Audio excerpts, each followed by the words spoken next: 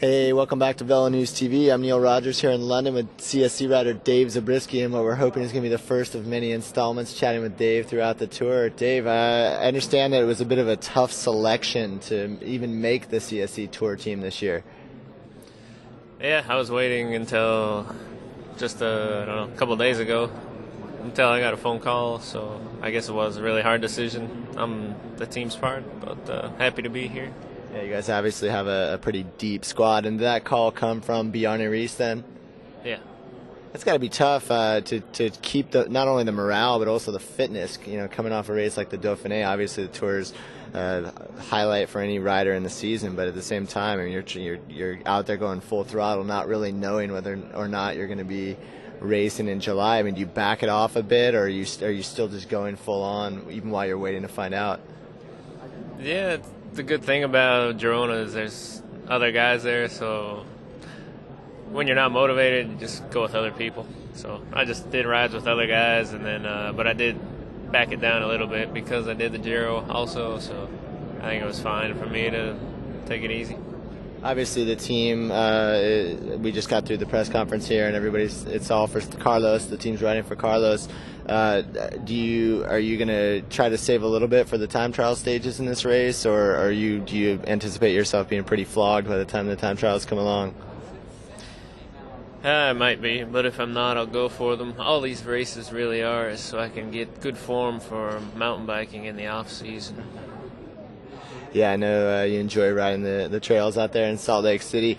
Well, let's talk a little bit about the squad. I mean, it's pretty much it's got to be, you know, everybody's sort of pointing to Astana for the GC, but this team all around maybe is the deepest squad here. You got guys like Fabian Cancellara and Stuart O'Grady, Christian Vande Velde, yourself, Frank and Carlos. I mean, this is a team that not only could target the podium, but also, as your team director was saying, stage wins and time trials, stage wins and breakaways. Have you guys sat down as a team and talked about particular stages or the way that the team will ride around Carlos versus being aggressive? Not really. I think we just kind of take that on a day-to-day basis, and I mean, everyone that's here knows what to do, and it's really, when we're sitting around talking, we just kind of have a good time and not really, you know, we don't have the race book in front of us, sure, you know, like studying, but when it, you know, when those times come, we'll be ready. I asked the question in the press conference about when the team found out that Bjarne wouldn't be here, and I wasn't 100% clear on Jens's answer whether that was actually yesterday that the team found out as well. I mean, was that at the CSC European headquarters that Bjarne talked to each rider or talked to you guys as a team? Yeah, it was pretty much yesterday. I mean, we knew the night before. They gave us a little announcement, a little meeting, but then Bjarne came into the headquarters and just, you know, wished us luck and said he wasn't going to be here, and, you know, that's the way it is. How about when he came forward and admitted to his doping back in the 90s? Was that the type of thing that, did you guys have a heads up that was going to happen? Did you have a conversation with Bjarne before or after that? I mean, did he address the riders sort of as a group or one by one, you know, individually? Yeah, I think he just kind of, I didn't have a heads up. I was doing the Giro, and I think he just kind of made the decision and came out and started, you know, talking about all that. So, and also while I was in the Giro, you're in the cycling bubble, and I didn't really get a chance to follow the whole, you know, how it all happened. So, but then he definitely didn't talk to everybody one by one. So, and I haven't really, you know, asked him about it too much. So. Sure.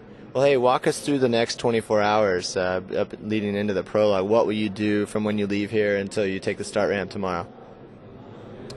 I mean, we don't get back to the hotel tonight until possibly 10:30, 11. Why so late?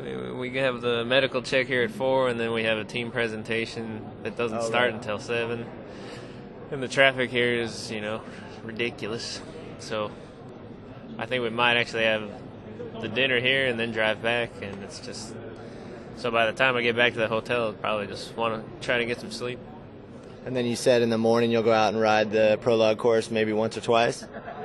I would like to. Yeah, you said you hadn't seen it yet, so you're saving it all for tomorrow. I mean, what have you heard about it? What do you know about it? Just big boulevards, maybe hit the brakes on one turn. That's what Miller said, so. That's all I know. Yeah, it's funny. We've heard certain names thrown around as prologue favorites, whether it's Miller or Cancellara or Wiggins. But I don't know. Does that bother you at all that your name hasn't been thrown in there, or do you consider yourself maybe a specialist more in the longer TTs? It doesn't bother me. I mean, I seem to do well no matter what.